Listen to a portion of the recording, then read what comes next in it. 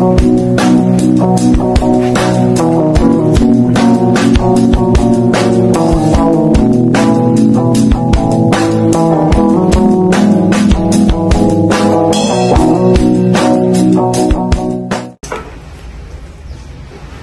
ba't nag-run out?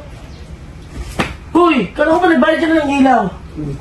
Sus! Kala ko ba nagbayad ka na? Huy! Gising!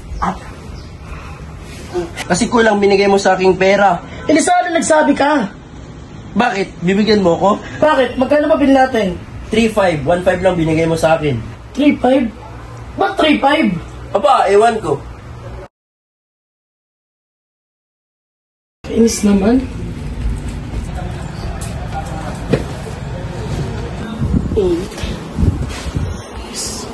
Anong gagawin na natin? Ate, huwag muna natin yung isipin. Tara, lumalabas na lang muna tayo. Sige na nga.